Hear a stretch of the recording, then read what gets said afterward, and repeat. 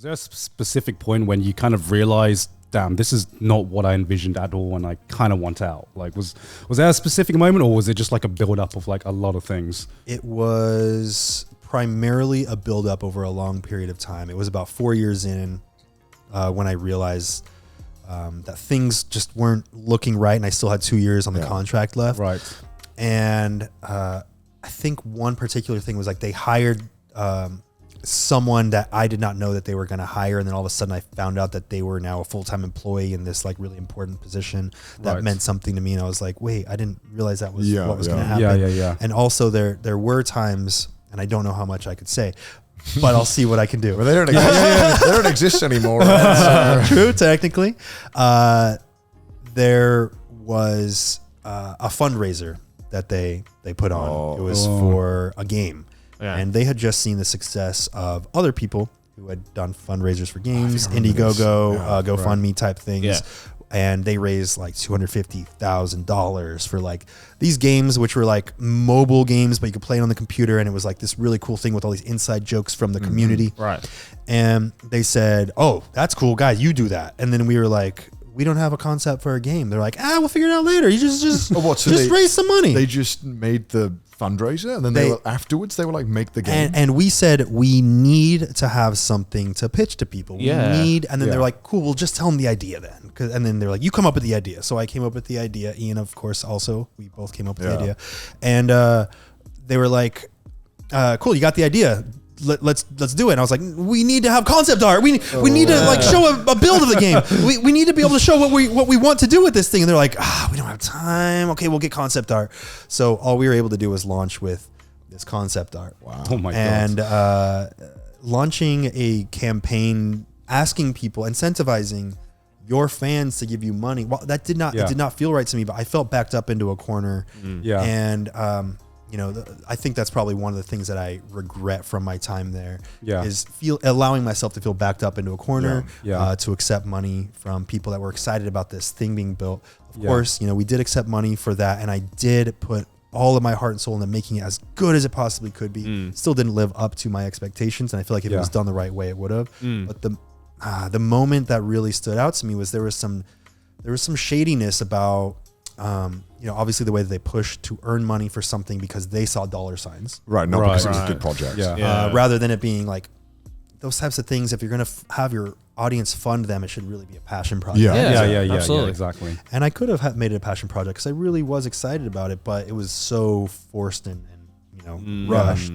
And then there was some shady stuff about like the way that they contributed to certain donations to inflate certain the way that certain things looked, and that's really all I'll say about that. But it made me feel so weird about it. I was like, I need out as soon as possible. Right. I imagine when they were doing stuff like that, the confidence you had in the company was probably a bit like, okay, if they're willing to do this, stuff must not be going so great. And I realized that the way that they treated that was the same way that they were treating me and all the other people. Yeah, because a lot of people lost a lot of money, right? I mean, it was like crazy. What was it? A lot of people lost a lot of money. Oh, yeah. Eventually, luckily, I wouldn't say I foresaw anything, but it didn't feel right. And I got out a year before they ended up closing down. Right. Yeah. And another thing that really was a turning point was I had made a Facebook page, and it was, I don't know, I had like 500, 600,000 followers or whatever you call it on Facebook. That's just like subscribe, friends, yeah, something. It was Smosh Anthony, and they were like, "Oh, this has Smosh in the name, so this is we're gonna run this for you." Okay, I was like, "Okay, yeah, sure." And then I was like, "Hey, I was kind of trying to start to silently transition out." I think they kind of picked up on the gist because we still were contractually obligated. Yeah. But I was like, "Can I get my Facebook back?" They're like, "No, it's ours." I was like, "Oh," but I made that thing, and you said that you just wanted to run it because you were going to help me post content on there. They're like, it has Smosh in the name. This is ours. That's fucked up. I was like, jeez. Okay. And then I easily settled on that. I was like, oh, okay, it's fine. It's just Facebook. Who cares? Facebook. And then they were like, they're like, okay, hey, can we get access to your Twitter and Instagram? I was like, no. And then I immediately changed the name from Smosh Anthony to Anthony Padilla. after they asked me for access to that. In a way, it's kind of cool that they kind of forced you into being like, you know what, fuck this, I'm just gonna go on my own. Like, I'm gonna fucking brand myself. It really got me thinking, like, could I do something on my own, like outside of this brand that I had created? And it was really sad because I had made that brand when I was yours. When I was 14 years old, I made that as like a little shitty website, as like a forum for me and my group of friends at school to go on and hang out with each other. It was really before social media. It was like we were either talking on AIM or we were going on this website.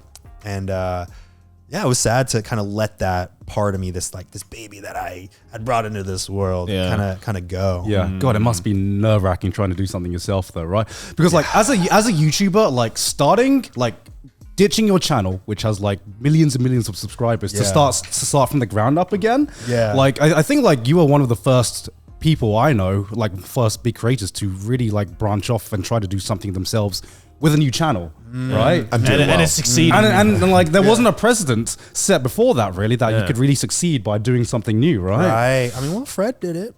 Oh yeah, that's Fred had another channel, and then he did his thing. Well, you did a few movies. You did a few movies too. I did a movie. How was doing a movie? I was doing a movie. Oh, that was also another weird experience. But a part of me, because obviously, I mean, do you? It's not a good movie. I was just gonna fuck it. I was trying to think of how to say it. It's not a good movie. But my heart, no, I put my heart and soul into that movie. It's the best movie. In front of him. Oh my god, I feel this like is fucked up.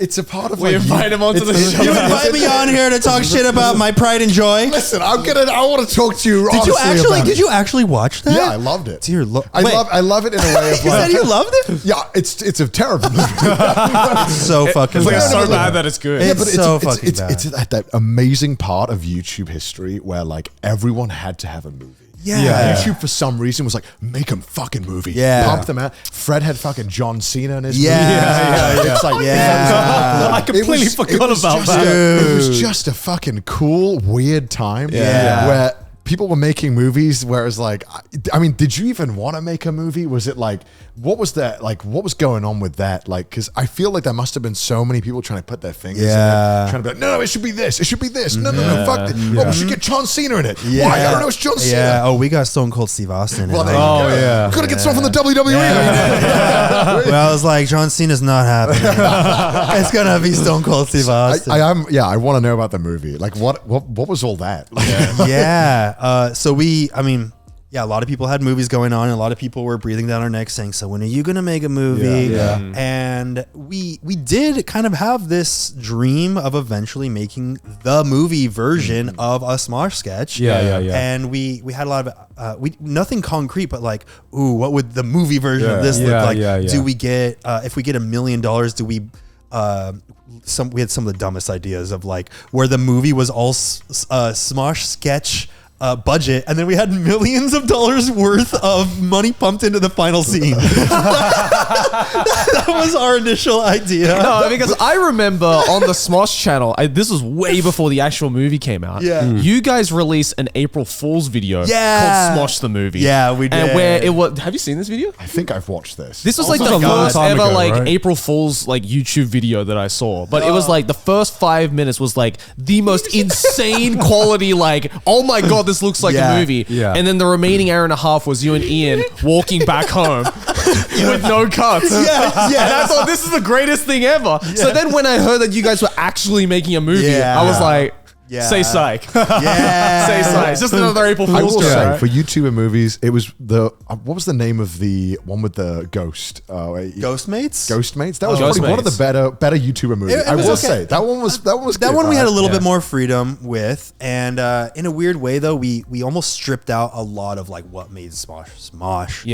With that movie, so it felt weird because it like wasn't quite a good movie, and then it wasn't quite bad YouTube movie, which is also entertaining for its own reasons. I think it's because you and Ian are, I think, naturally very good on camera. Like compared to like how some other people transition to the movies kind of thing. I think you and Ian did that a lot better. Well, I think it definitely helped that you guys were already acting in your sketches. Yeah. There's a lot of that going on. Acting. Acting in your sketches.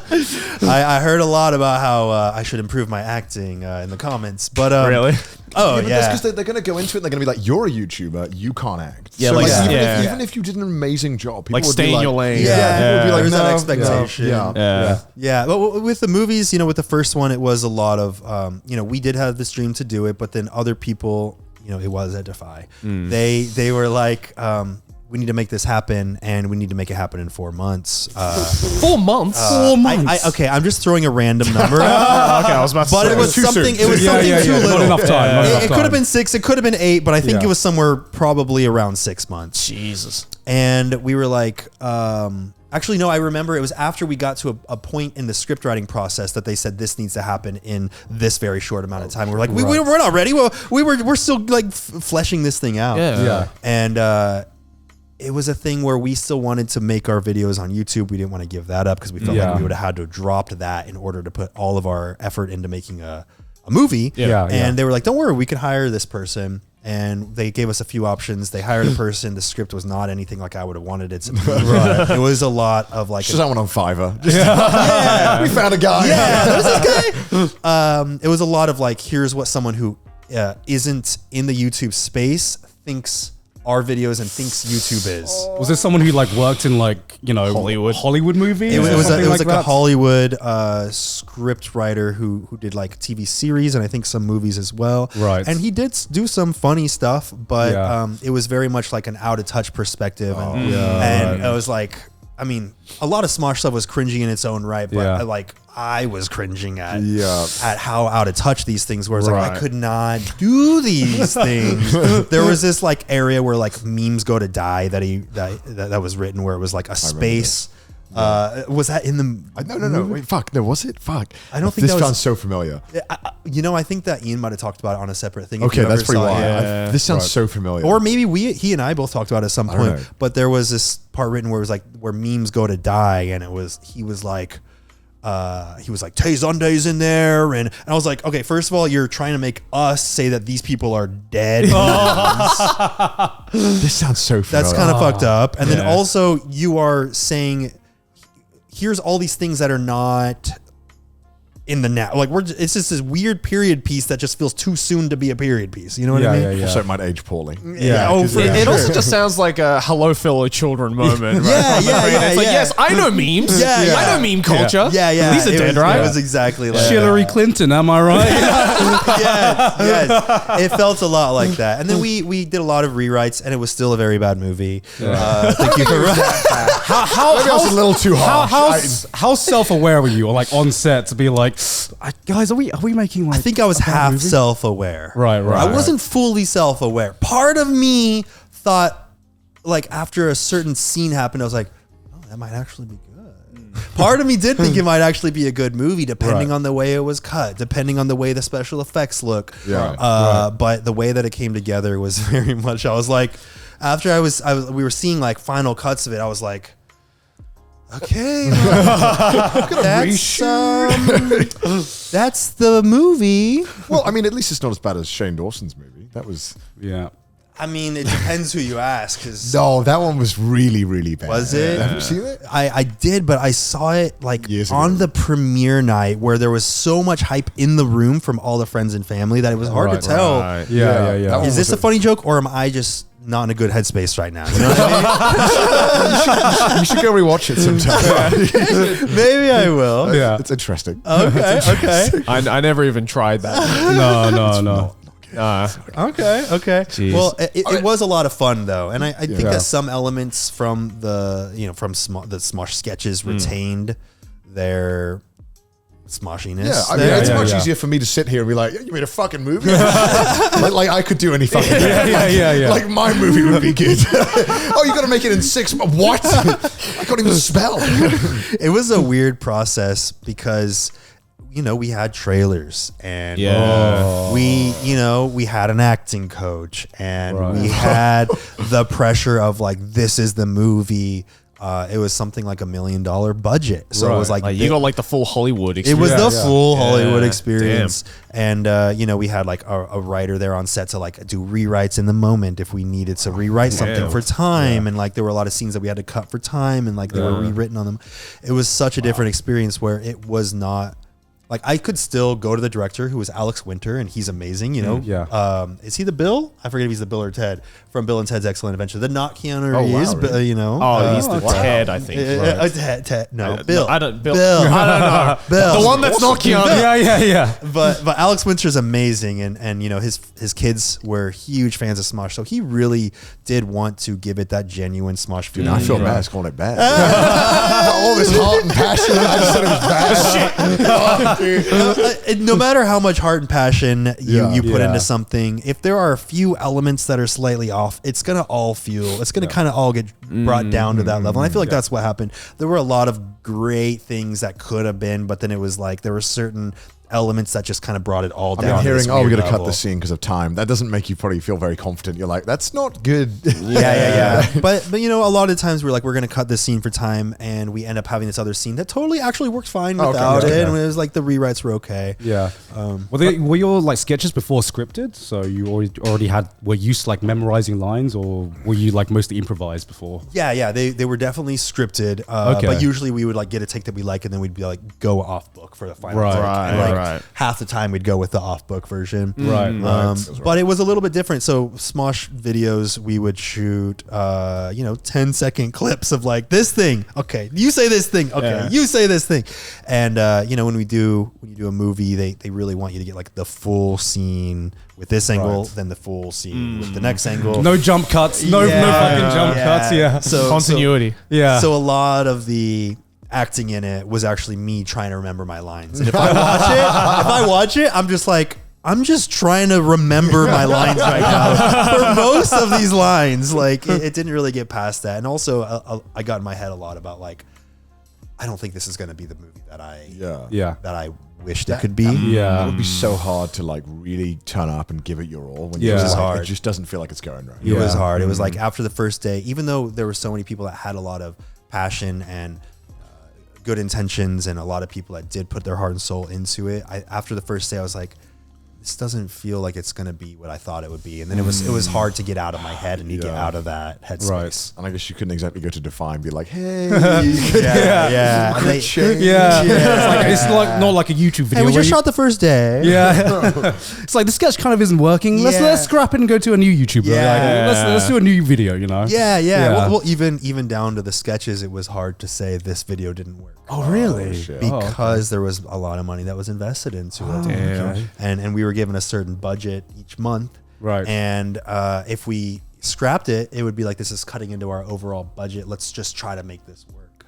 So when that pressure starts building up and you have all these other eyes and voices and budgets and restrictions, that's when I think things start to kind of go south in those situations. Right. And that's when I started to feel like things weren't really right. Even though like I could totally see why you can't reshoot a sketch after you shoot it. Obviously it makes sense. Yeah. But I think if I was fully independent, there were a lot of things that I might have considered reshooting. But when we have this level where we want the production value to be there and we kind of reach that point, felt weird to go back. I now know that you could go back and it's fine. Yeah. But back then you're like, holy shit. yeah. Damn. Would you ever want to make another movie with the correct amount of time and creative freedom?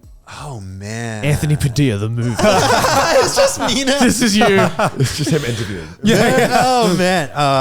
I don't know. I don't have any drive for that. I have been pushing myself more with the intros of my videos on my channel that I do now. It is scripted, and I realize that none of the passion that goes into me writing the words makes it on the camera when I'm recording these intros. Yeah, of course. So now I'm trying to, in a sense, maybe I'm like reverse engineering a way for me to learn how to acting is by just actually giving the emotions that when I write these things for me to actually give the emotions. I'm like, oh, when you say a line, you're supposed to visualize it. You're not just saying it. You don't just say the word. Yeah. Oh, that's what acting is. So in a weird backward sense, I feel like I am pushing myself to learn how to act a little bit. Right. And maybe, it depends. It depends, but right now, no. Because you've kind of done so much in the time that you've been on YouTube. Like, is there anything you haven't done that you want to do eventually down the line? Because I feel like when you just think about like even just Smosh stuff, it's like you guys have literally been at the top. You've done everything. You've done all the big stuff. Been at the top twice. They've been at the top twice, dude. And like you've done the movies. You've done, did you release a book?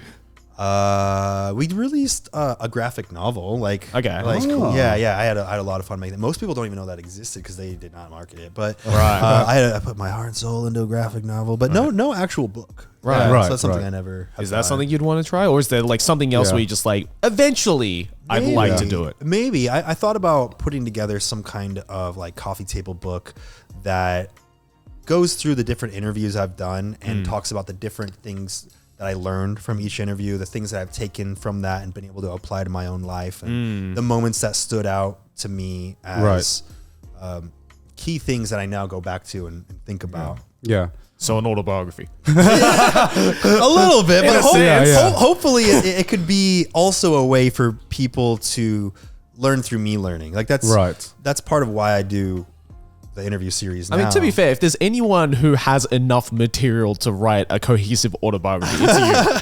I don't know. I feel like putting it in the term of autobiography, I'm like, no.